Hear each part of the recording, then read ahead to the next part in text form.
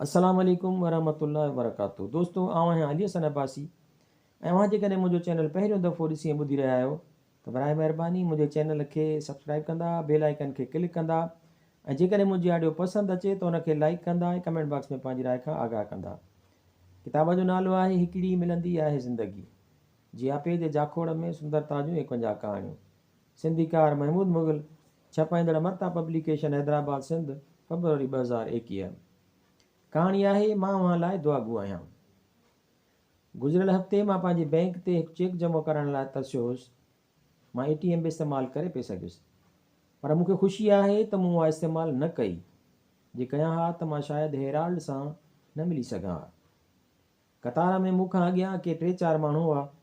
सम्झुमि त अॻियां सिरकण में कुझु देरि लॻंदी, तंहिं करे मूं बैंक जे भितियुनि ते लॻल टेलीविज़ननि ते खाधे जी तरकीबुनि जा मुख़्तलिफ़ प्रोग्राम ईअं ई ॾिसणु शुरू कया। अंदरि बैंक में को बि आवाज़ु न हो ऐं मूं लाइ उहो सभु ॾाढो सवलो हो त मां हेठां लिखियल टिकर पढ़ंदो वञां। मूंखे ॾाढो मज़ो पिए आयो। मुंहिंजो कंहिं ख़ासि शइ ते ध्यानु न हो, बसि पंहिंजे वारी जो मुंतज़िरु हुयुसि। कुझु लम्हा गुज़रिया त मुंहिंजे बिल्कुलु अॻियां वारी हिकु सन्हड़ी सीपकड़ी कुराड़ी औरत, जेका हाणे कतार में पहिरियों नंबर हुई, हिकु खिड़कीअ ॾांहुं वधणु शुरू कयो। लॻो पियो त खेसि पंहिंजे कमु मुकमल करण जी तकड़ हुई। जीअं ई संदसि अॻियां वारे जाइ छॾी त उहो हिकदमि उते पहुची वई। संदसि चुरपुर में मूंखे उहो ग्राहक ॾिसण में अची वियो जेको असां ॿिन्हिनि जे बिल्कुलु अॻियां हो। संदसि मुंहुं काउंटर ॾांहुं हो ऐं मां रुॻो हिन जा अछा वार ऐं ॻाढ़ी कमीज़ ॾिसी सघियो हुउसि। मूं ॿुधो त हुन खिड़कीअ पार मुलाज़िम खे गहरे मज़बूत आवाज़ में चयो, भलाई हुजई, मां तो लाइ दुआगू आहियां। ऐं अंदरां खिड़कीअ मां कंहिं खेसि वराणियो, तो वटि बि भलाई हुजे हेराल्ड, वरी ईंदड़ हफ़्ते मिलंदासीं। मुंहिंजे अॻियां उॿरी कुराड़ीअ वरी हरकत कई ऐं हेराल्ड जी छॾियल जाइ वठण जी कोशिशि करणु लॻी। खेसि एतिरी त तकड़ हुई जो हुन ज़रे घटि हेराल्ड खे टकर हयूं हो। उहो जीअं ई संदसि भरिसां लंघी त हेराल्ड सऊं सिधो मूं ॾांहुं निहारियो। संदसि अखियूं निभोर कारियूं चमकंदड़ ऐं अंदरि में लही वेंदड़ हुयूं। बिना कंहिं वक़्तु विञाइण ऐं हॿक जे हुन मूंखे चयो, तव्हां हिकु हसीन शख़्स आहियो साईं। मूंखे संदसि जुमिले हैरान करे छॾियो, पर संदसि लहजे जी गर्मी ऐं ख़ुलूस भरपूर हो। मूं ॼण भुणकियो, छो? महिरबानी साईं, ऐं हिकदमि संदसि हथु मिलाइण लाइ अॻिते वधियुसि। मूं त उहो बि कोन ॾिठो हो त हू लठ जे सहारे सां हली रहियो हो। हुन पाण संभालींदे पंहिंजी लठ खाॿे हथ में मुंतक़िल कई ऐं साॼो हथु गरम जोशीअ सां मूं साण मिलायईं। संदसि अखियुनि मुंहिंजी अखियुनि खे छॾियो ई न पिए ऐं हुन वरी चयो, मां अव्हां लाइ दुआगू आहियां। उहो सभु एॾो तकिड़ो थियो जो मूंखे सम्झ में ई न आयो। मूं त बसि उहो ॾिठो त हुन मुंहिंजो हथु छॾण खां पोइ कतार में बीठल हिकु ॿिए शख़्स सां हथु मिलायो ऐं खेसि बि चयाईं, मां अव्हां लाइ दुआगू आहियां।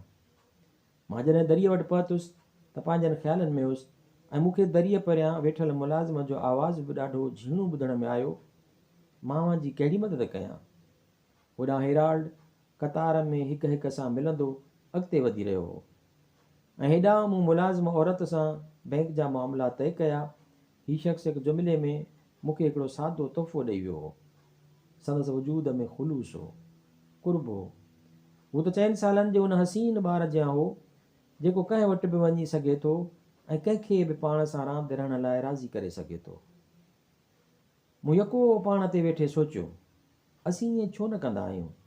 असीं पंहिंजी मासूमियत हेराल्ड वांगुरु बचाए छो न रखंदा आहियूं?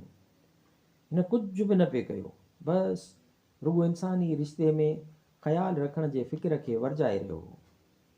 दुनिया जे हिन बहर में हिन पंहिंजे ॿेड़े खे ख़्यालु, दुआ ऐं अहसास जे सामान सां सथियो हो ऐं उहो ॿेड़ो उन अणॼातल किनारनि ते बि मुहबत जी ॼाण सां सफ़र करे रहियो हो।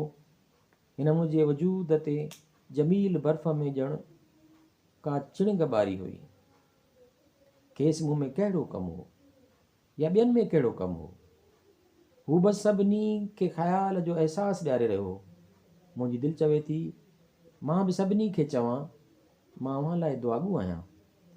पर मां शायदि उहो हिकिड़ो जुमिलो चवण जी हिमत ओतिरी न सारे सघां जेतिरी हेराल्ड वटि आहे, छो त सभु खिलंदा त हिन खे दुआ करण जी कहिड़ी ज़रूरत आहे।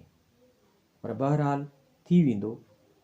जॾहिं असीं हर कंहिंजो ख़्यालु रखण जी आदत सिखंदासीं त असांजे वाता में इहो ई निकिरंदो। मां अव्हां लाइ दुआगो आहियां।